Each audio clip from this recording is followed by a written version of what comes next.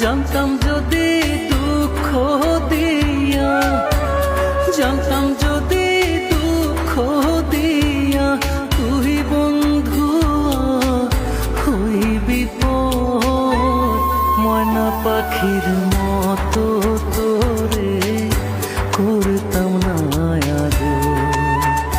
হায়রে টিয়া পাখির মতো তোরে করতাম না আদর।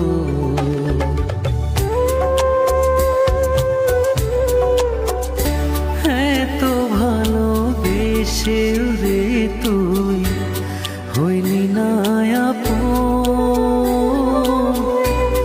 ভাঙবি না মন শপথ করেও ভাঙলি আমার মন।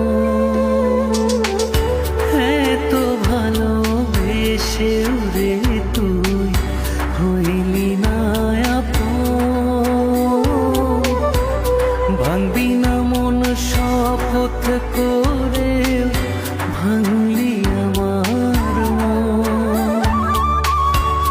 জানতাম যদি প্রেম ছলনায়, জানতাম যদি প্রেম ছলনায় করবি আমার দেশান্তর, ময়না পাখির মতো তোরে করতাম না আদর।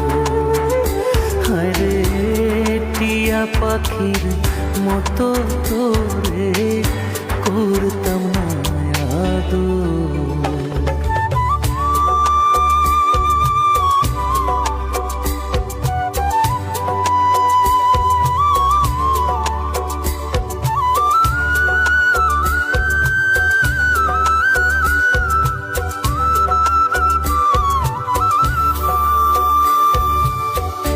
তোর প্রেমেতে পাগল ছিলাম মজনুরি মতো,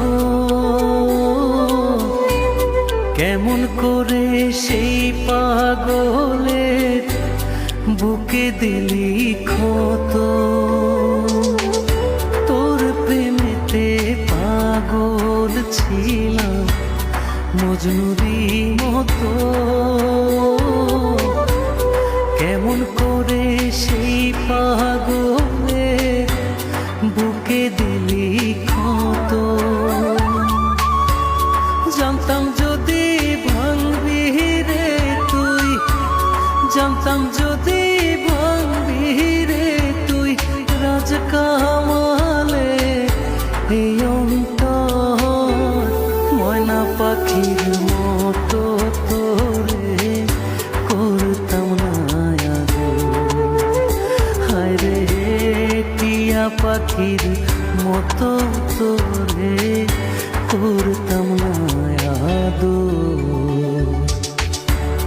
জানতাম যদি দুঃখ দিয়া, জানতাম যদি দুঃখ দিয়া তুই বন্ধু হইবি পর, ময়না পাখির মতো তোরে করতাম না আদর। হায়রে টিয়া পাখির মতো তোরে করতাম না আদর।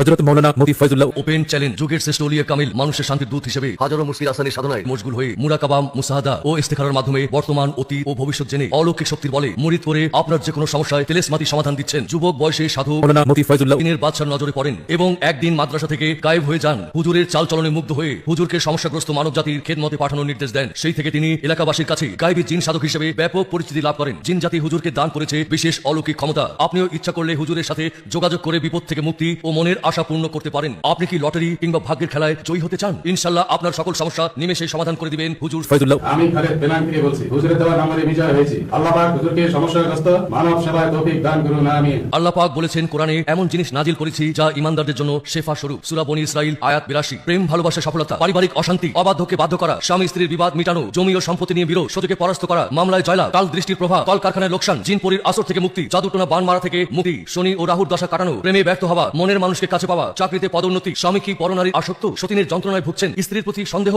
শুধু এটি ফোন করুন, আপনার মনের কথা খুলে বলুন হুজুরকে। হযরত মাওলানা মুফতি ফয়জুল্লাহ রহমতুল্লাহ।